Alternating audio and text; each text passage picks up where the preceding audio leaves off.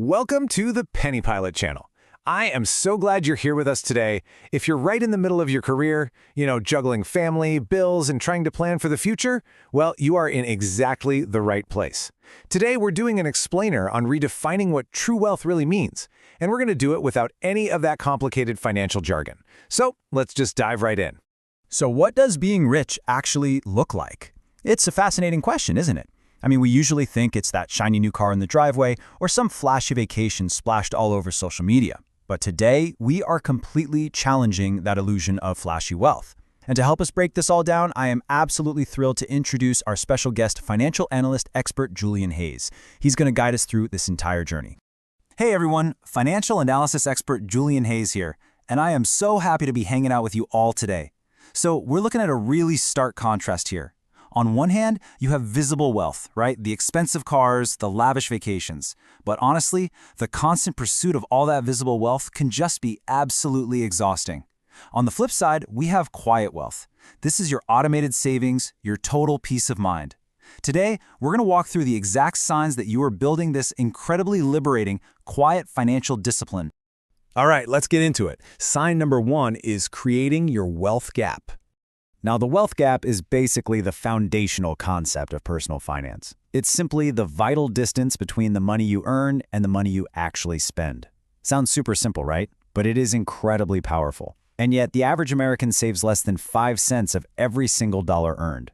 So why does this happen? Well, it's because of the sneaky trap of lifestyle creep. Picture this. You get a raise of $155 a month. Your coworker gets that exact same raise, but they immediately go out and spend that $155 on a slightly more expensive apartment. They just upgraded their baseline. Suddenly, they're making more money, sure, but they are feeling the exact same financial pressure. The breathing room that paycheck created is instantly wiped out.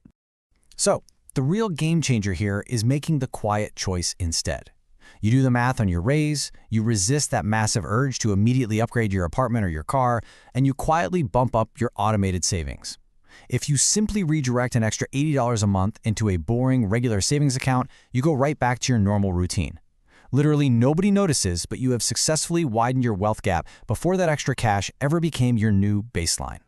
Moving right along, sign number two is neutralizing emergencies. When you start widening that wealth gap over time, you're going to see a massive shift in how you handle those unexpected life surprises. What used to be a terrifying financial crisis literally transforms into nothing more than a minor hiccup. Imagine getting a call on a random Wednesday morning from your mechanic, and they hand you a repair bill for $847.12. 2 years ago, that number would have sent you panicking, sitting in your car running the math, trying to figure out which credit card actually had room on it. But today, because of your quiet savings gap, it's just an inconvenience. You pay the $847.12, slide that receipt into your pocket, and honestly, you never think about it again. It's a pretty sobering reality that nearly 50% of Americans cannot cover a $1,000 emergency from their savings. For them, an unexpected $847 bill doesn't just stay that size. No, it spirals out of control with credit card interest and days of absolute stress. But when you have a properly funded emergency buffer, your problem stays the exact size it actually is. All right, here is sign number three, the power to pause. This brings about a really profound psychological shift in your spending, which we call the discipline shift. This is that light bulb moment when you realize that just because you have the money sitting in your checking account, you don't actually have to spend it. You finally have the power to say no to things you can technically afford. Here's how it plays out. First, the trigger. A friend proposes a group trip to Nashville that's going to cost $1,400. Then comes the pause. You actually stop and ask yourself, does this serve my real goals? And finally, the redirection. You politely say no to the $1,400 bachelorette trip, and instead, you quietly invest $400 into an individual retirement account. There's no applause, there's no fanfare, just the private knowledge that you prioritized your own financial future. Next up is sign number four, money working for you. This involves the completely unglamorous but highly effective strategy of setting up automated investments and then just completely ignoring them.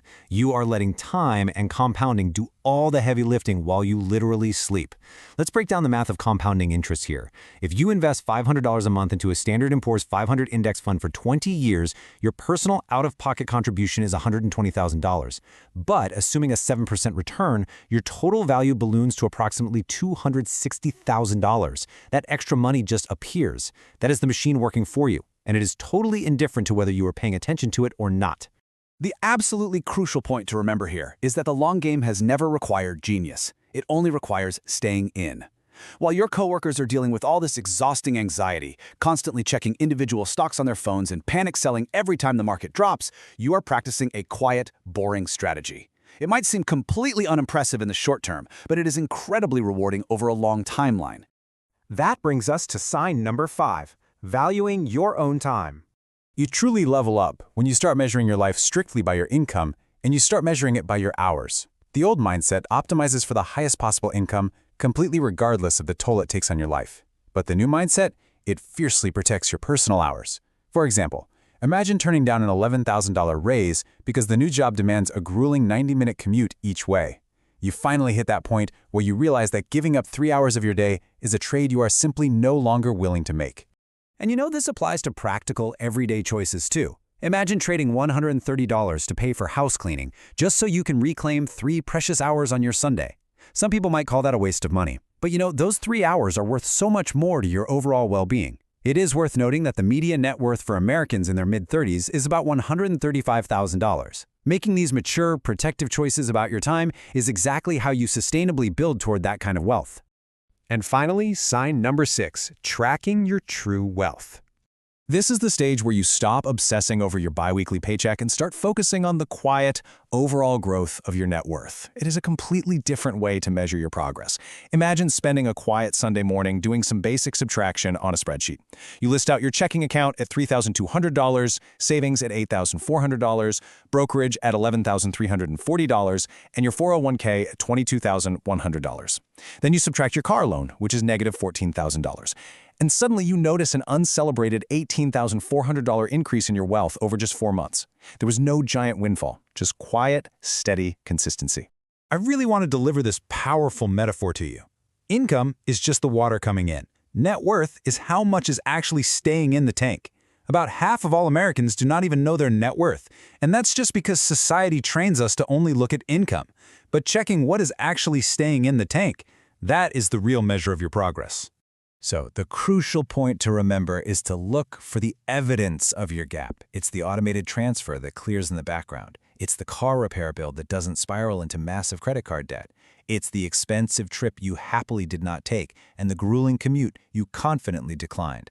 These small, unglamorous, everyday decisions quietly compound into massive financial and personal freedom over time. Thank you all so much for letting me share this with you. Back over to you. Thank you so much, financial analysis expert Julian Hayes. That was incredibly enlightening. Now, let's wrap things up with our penny pilot conclusion. We've got on quite a journey today with this explainer, from surviving lifestyle creep to actually achieving true peace of mind. It really shows the massive power of our daily habits. I want to leave you with this final, kind of provocative thought. At what point does the life you are quietly building become the life you are actually living? Take a moment to just think about that. I really encourage you to recognize and validate all of those mature, quiet financial decisions you are already making, because they absolutely matter. Thank you so much for joining us for this explainer. If you found this helpful, please like, share, and subscribe to the Penny Pilot channel. We absolutely love bringing you this practical, everyday financial wisdom. Keep piloting your money toward a better future, and we will catch you next time.